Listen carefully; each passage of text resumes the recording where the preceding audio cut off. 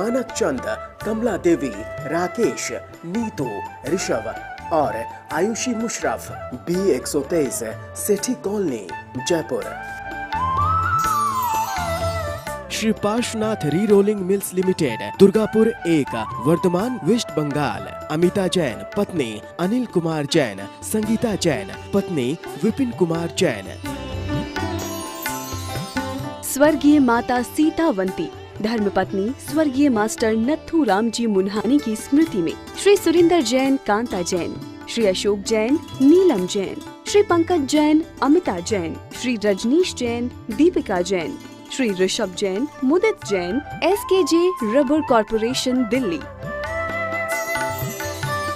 Shrimati Rani Jain, JP Jain, Prerna Jain, Surat, Gujarat.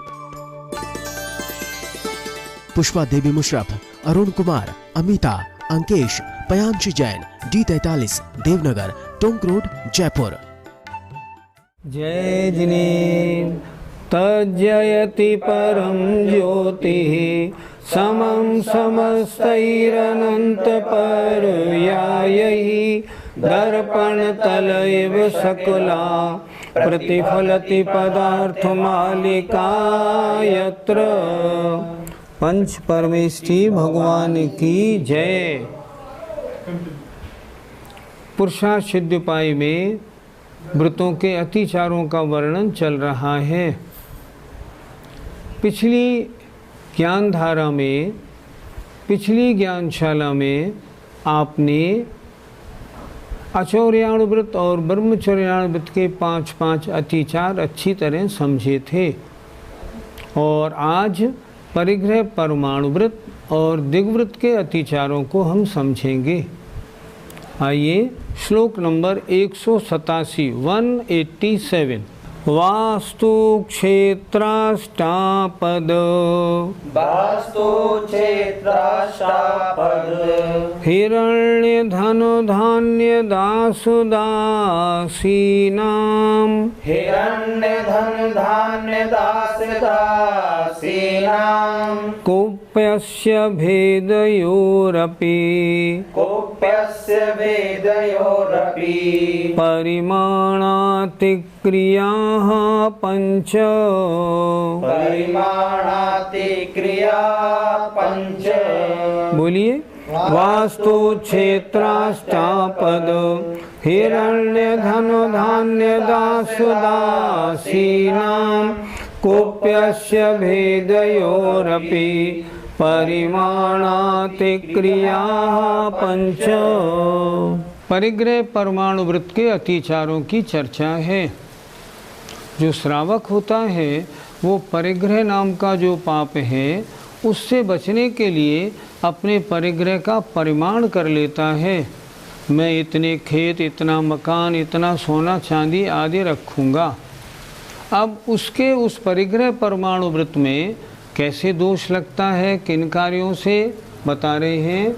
Vastu माने मकान, क्षेत्र माने खेत, अष्टापद माने सोना, हिरण्य माने चांदी, धन माने गाय भैंस आदि, धान्य माने अनाज, दास माने नौकर और दासी माने नौकरानियाँ, और कुप्यस्य वस्त्र और वर्तन आदि के, भेदयोरपि भेद से, परिमाण अतिक्रिया पंच, ये 10 प्रकार का जो परिग्रह है उसका जो परिमाण है उसका उल्लंघन करना, ये 5 अतिचार हैं।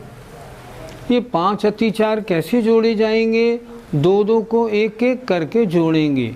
अर्थात वास्तु क्षेत्र ये 1, अष्टापद हिरण्य ये 2, धन धान्य 3, दास दासी 4 और कुप्य और भांड 5। अर्थात इनका जो प्रमाण किया था इनका उल्लंघन करना। इस तरह ये परिग्रह परमाणु व्रत के 5 अतिचार हैं। पंडित जी, लिए गए नियम का उल्लंघन करना अनाचार होना चाहिए, अतिचार क्यों? इसके ये तात्पर्य है, जैसे किसी ने नियम लिया वास्तु माने मकान, मैं 2 मकान रखूँगा और खेत 2 रखूँगा। 2 हो गई, 4 चीज़ें हो गई। अब मान लो कोई खेत सस्ता मिल रहा हो तो 1 मकान बेच दे और 1 खेत बढ़ा ले, नहीं ये उल्लंघन हो जाएगा। 2 मकान और 2 खेत हैं तो 2 मकान 2 खेत ही रखने हैं। दूसरी बात, मान लें हमारे पास 3 कमरे का एक फ्लैट है, मैंने नियम लिया है मैं 1 मकान रखूँगा। अब बगल वाला एक फ्लैट सस्ता मिल रहा है, अब उसे लूँ कैसे? तो मैंने क्या होशियारी की, बगल वाला फ्लैट ले लिया, रास्ता तोड़ के 1 बना दिया और 6 कमरे का पूरा एक फ्लैट बना दिया। नहीं, ये मर्यादा का उल्लंघन हो गया, परिग्रह परमाणु व्रत में अतिचार लगेगा। व्रती परिग्रह को बढ़ाने की नहीं सोचता, घटाने की सोचता है। 3 कमरे के फ्लैट के आपने 6 कमरे का फ्लैट कर दिया, ये तो परिग्रह परमाणु व्रत में दोष हो गया। इस तरह इनके परमाणुओं का उल्लंघन अगर करता है तो दोष लगता है। पंडित जी, सोने और चांदी के परमाणु का उल्लंघन कैसे? पहले चांदी बहुत पहनने में आती थी, बाद में चांदी का पहनावा कम हो गया, अब सोने का पहनावा बढ़ गया, और अब सोने का पहनावा कम हो गया, अब डायमंड का पहनावा बढ़ गया। जैसे मान लो पहले नियम लिया था मैं 10 किलो चांदी और 10 तोले सोना रखूँगा, अब सोने की चीज़ें पहनने का प्रचलन बढ़ गया तो चांदी का कम कर देना और सोने का बढ़ा देना, अगर ऐसा करता है ना तो दोष लगेगा। जो नियम है वो नियम उतना ही रहना है, चाहे लोक में प्रचलन कुछ भी हो, संसार में व्यवस्था कितनी बदले, मेरे नियम नहीं बदलेंगे। पंडित जी, धन और धान्य के प्रमाण को कैसे लगाना है? यहाँ धन से मतलब रुपए पैसे से नहीं है। रुपए पैसे को तो हम हिरण्य के अंतर्गत लेते हैं। हिरण्य का मतलब होता है चांदी और मुद्रा, वो हिरण्य में आ गई।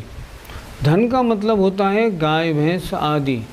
अब नियम लिया था मैं 2 गाय 2 भैंस रखूँगा। अब मान लो एक भैंस मर गई और भैंस कोई अच्छी नहीं मिली तो मैं 1 गाय खरीद लूँ, नहीं, नियम का उल्लंघन हो जाएगा। आपको 2 गाय रखनी है, 3 गाय नहीं रखनी। इसी तरह धान्य, जिस अनाज का जितना प्रमाण हो, चाहे कोई सस्ता मिले चाहे कैसा भी मिले, मैं उतना ही रखूँगा, उससे ज़्यादा नहीं। अगर उसका उल्लंघन करता है तो व्रत में दोष लगता है। पंडित जी, दासी दास के परिमाण का उल्लंघन कैसे लगाया जाए? परिग्रह प्रमाण करते समय 2 नौकर 2 नौकरानी इसका प्रमाण रखा था, इससे ज़्यादा नहीं रखूँगा। अब नौकरानियाँ मिलना बंद हो गई मान लो, तो अब 3 नौकर और 1 नौकरानी रख ले, नहीं, ऐसा नहीं होगा। जो जैसा नियम है वैसा ही चलना। अगर इसका उल्लंघन करते हैं तो परिग्रह परमाणु व्रत में दोष लगता है। पंडित जी, कपड़े और बर्तन के परिमाण में दोष कैसे लगता है? पहले धोती का प्रचलन बहुत था पुरुषों में, अब वो घट गया। पहले रखा था मैं 10 धोती और 2 पजामे 2 पैंट रखूँगा, अब धोती का प्रचलन डे बाई डे कम हो गया तो धोती का घटा के अब पजामा बढ़ा ले, पैंट बढ़ा ले, नहीं, दोष लगेगा। ऐसा नहीं, बर्तन में भी किसी का प्रमाण घटा के किसी का बढ़ाने में दोष लगेगा। इस तरह जो परिग्रह परमाणु वृत्ति होता है, 10 प्रकार के परिग्रह का उसने जो प्रमाण किया है उस प्रमाण को घटाता बढ़ाता नहीं। कोई चीज़ न मिले तो नहीं रखेगा, लेकिन दूसरे के प्रमाण को बढ़ाएगा नहीं। अगर बढ़ाएगा तो उसके परिग्रह परमाणु व्रत में दोष लगता है। पंडित जी, यदि कोई व्यक्ति अपनी वस्तु के प्रमाण को घटा बढ़ा ले तो फिर क्या होगा? किसी ने आज से 40 साल पहले 20 लाख रुपए का नियम लिया था। अब मान लो रुपए की वैल्यू कम हो गई, अब क्या करूं? अब मैं ऐसा कर लूं 20 लाख को बढ़ा के 30 लाख 40 लाख कर लूं। अगर ऐसा करेगा तो व्रत भंग का दोष लगेगा, अतिचार नहीं, व्रत भंग का दोष लगेगा। कैसी परिस्थिति आ जाए, कितनी ही महंगाई हो, रुपए की वैल्यू कितनी ही कम हो जाए, कुछ भी हो जाए, रुपया रुपया है। इसलिए कितनी वैल्यू कम हो जाए, जो नियम लिया है अपने खर्चे उसी हिसाब से घटाएगा, चाहे कुछ भी हो। मुझे याद आता है एक सज्जन ने 5 लाख रुपए का नियम लिया था। 5 लाख रुपए बैंक में जमा कराए थे, बैंक डूब गई, वो 5 लाख चले गए। अब बेचारे बड़े दुखी आचार्य जी के पास आए, महाराज अब मैं क्या करूं? मैंने 5 लाख रुपए का नियम लिया था, बैंक में जमा करा दिए थे, बैंक डूब गई, अब मुझे दोबारा व्यापार शुरू करना पड़ेगा, अब कैसे होगा? आचार्य जी बड़े प्रसन्न हुए और बोले, ये तो बहुत अच्छा हुआ, अब तुम्हारी जो कपड़े हैं इन्हें भी छोड़ के मेरे पास आ जाओ, मुनि बनो, क्या बात है। तो चाहे कुछ भी हो जाए, जो नियम था ख़त्म हुआ, वो हो गया, लेकिन नियम का उल्लंघन नहीं करना। 5 अणुव्रतों के जो अतिचार दोष हैं उनकी चर्चा हो गई। अणुव्रत के बाद अब गुणव्रतों का क्रम आता है। तो पहला गुणव्रत है दिग्व्रत।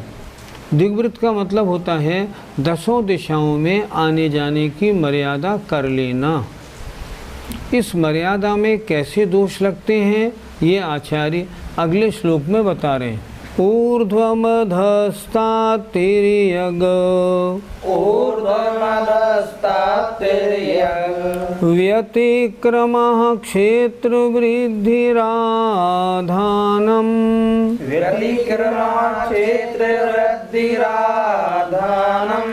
स्मृत्यन्तरस्य गदिताः पंचेति प्रथमशीलस्य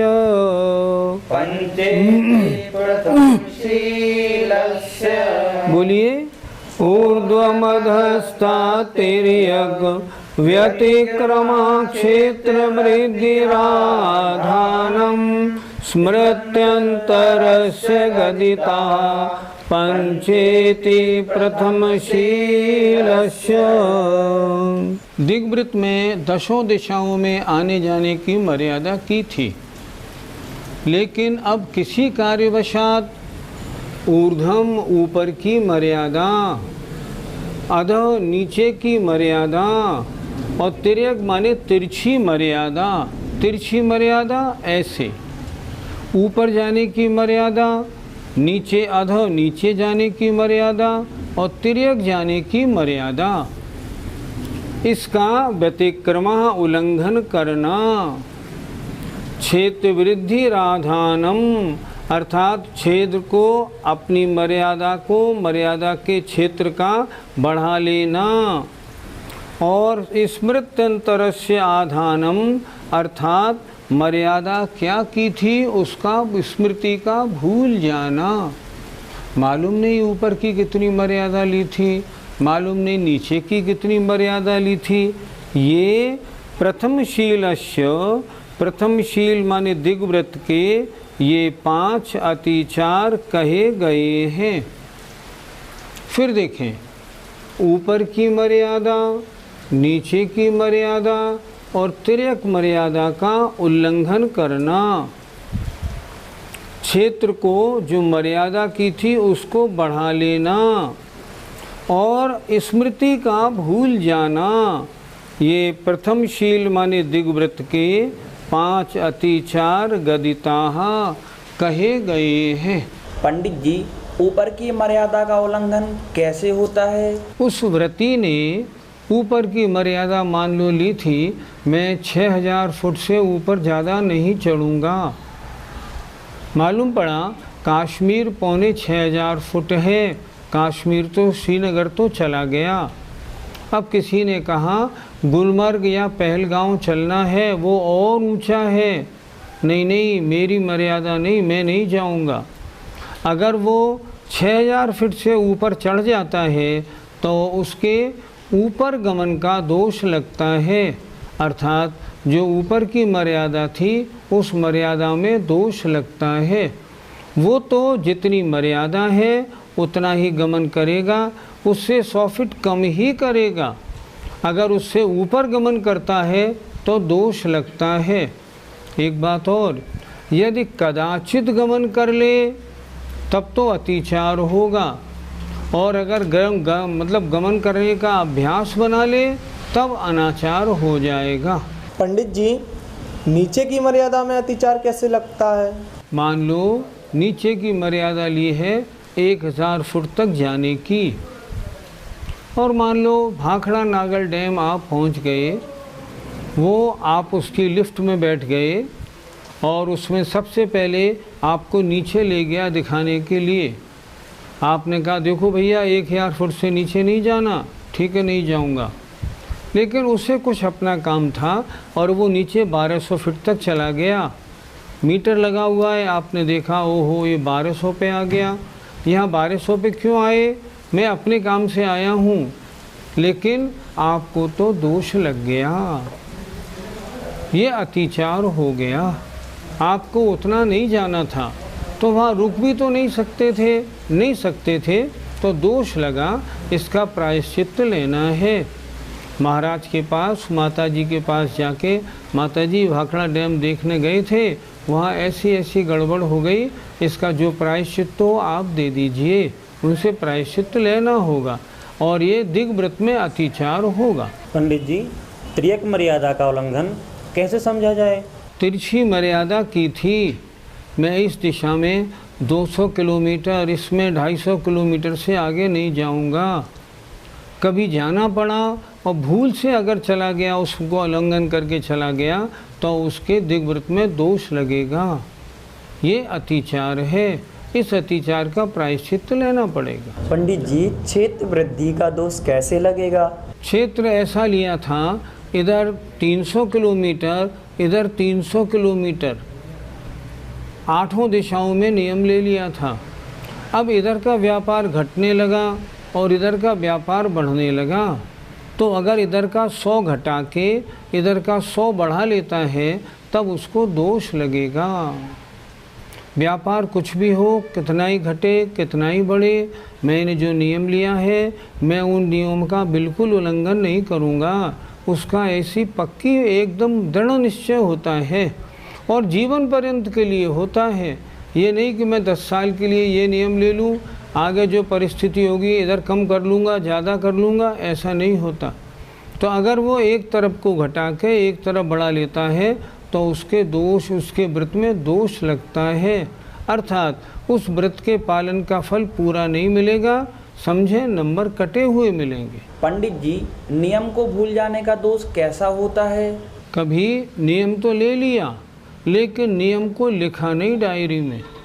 अगर डायरी में नहीं लिखा और नियम को भूल गए तो नियम के भूलने का दोष लगेगा। मैंने मालूम नहीं 300 किलोमीटर लिया था कि 350 लिया था। अगर ऐसी बात आएगी ना तो उसमें दोष हो जाएगा। हमें नियम कैसे लेने चाहिए? हमें नियम ऐसे लेने चाहिए। पहली बात तो हम सबकी, सब श्रोताओं से निवेदन कर रहा हूँ, हम सबकी एक डायरी होनी चाहिए, धार्मिक नियमों की डायरी। उसके अंदर हम सारे नियम अपने लिखें। मैंने किस दिन किससे क्या नियम लिया, वो नियम अगर आप लिखेंगे तो भूल चूक नहीं होगी। और नियम तो बहुत प्रकार के होते हैं, सारे प्रकार के नियमों को उसमें आप लिख लीजिए। जैसे मैं देव दर्शन नित्य करूँगा, मैं 7 स्वाध्याय नित्य करूँगा, मैं सच्चे देव शास्त्र गुरु के अलावा अन्य देवी देवताओं का बिल्कुल त्याग करता हूँ, मैं रात्रि में जल के अलावा कुछ नहीं लूँगा। इस तरह अपनी कॉपी हम सबको बनानी चाहिए। अगर कॉपी नहीं बनाई, नियम नहीं लिया, तो जिन वस्तुओं का हम सेवन नहीं करते हैं तत्संबंधी राग होने के कारण हमें उनके सेवन का दोष लगेगा। आपने उनका त्याग क्यों नहीं किया? मैं प्याज नहीं खाता हूँ लेकिन मैं प्याज का नियम नहीं लेता। क्यों नहीं लेता? मालूम नहीं कभी खाने को मिल जाए तब दिक्कत हो जाएगी। नहीं, ऐसे नहीं। नियम तो आपको अगर लेना है डायरी में नोट कर लीजिए, मैं 40 हरी लूँगा, इसके अलावा कोई हरी सेवन नहीं करूँगा।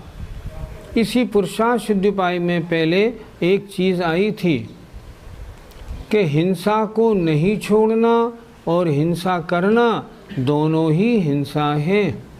अगर आपने अभक्ष्य वस्तुओं का त्याग नहीं किया है तो तत्संबंधी राग होने के कारण, सेवन न करने पर भी राग होने के कारण सेवन का दोष लगता है। इसलिए बिल्कुल छोड़ देना चाहिए, नियम बनाना चाहिए। आजकल एक बात देखी जा रही है, आजकल युवा वर्ग में चाहे बच्चियां हों या बच्चे हों, उनमें धार्मिक संस्कारों की बहुत कमी है। उसका कारण क्या है? हमने उनको संस्कार नहीं दिए। अगर हम उनकी डायरी अभी बनवा दें कि ये नियम आपको जीवन भर पालने हैं, तब उनके वो संस्कार हमेशा रहे आएंगे। आपको चाहिए, मैं कह रहा हूँ आप सबको चाहिए, अपने घर में जितने बच्चे 10-12 बरस से बड़े हो गए हैं, सबकी नियमों की डायरी बना दीजिए और उसमें नियम लिखा दीजिए। जो बच्चियां हैं उनमें नियम लिखा दीजिए कि मैं अपनी बिरादरी के अलावा अन्य बिरादरी के लड़के से शादी नहीं करूंगी। आपका डर ख़त्म। अब वो कहीं भी चली जाए, कोई भी एजुकेशन MBA हो जाए या इंजीनियर, अब वो किसी गैर लड़के से शादी नहीं करेगी।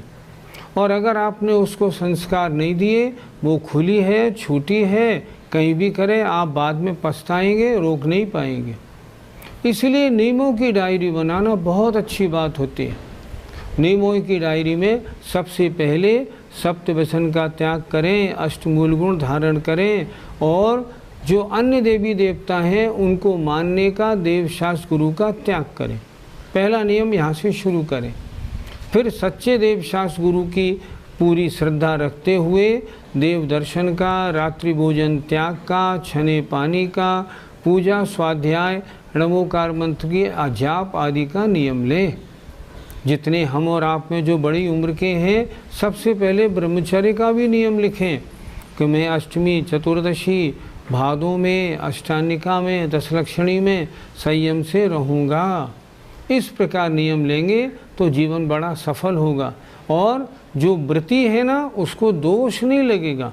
यहाँ वही तो बताया है, लिए हुए नियम को भूल जाने में दोष होता है। जय जिनेंद्र। मानक चंद, कमला देवी, राकेश, नीतू, ऋषभ और Ayushi Musharraf, B123, Sethi colony, Jaipur. Shri Parshwanath re rolling mills limited, Durgapur 1, Vardhaman, West Bengal. Amita Jain पत्नी अनिल कुमार जैन, संगीता जैन पत्नी विपिन कुमार जैन। स्वर्गीय माता सीतावंती धर्मपत्नी स्वर्गीय मास्टर नथुराम जी मुन्हानी की स्मृति में Shri Surinder Jain, Kanta Jain, Shri Ashok Jain, Neelam Jain, Shri Pankaj Jain, Amita Jain, Shri Rajneesh Jain, Deepika Jain, Shri Rishabh Jain, Mudit Jain, SKJ rubber corporation, Delhi. Shrimati Rani Jain, JP Jain, Prerna Jain, Surat, Gujarat. Pushpa Devi Musharraf, Arun Kumar, Amita, Ankesh, Payanshi Jain, D43, Devnagar, Tonk road, Jaipur.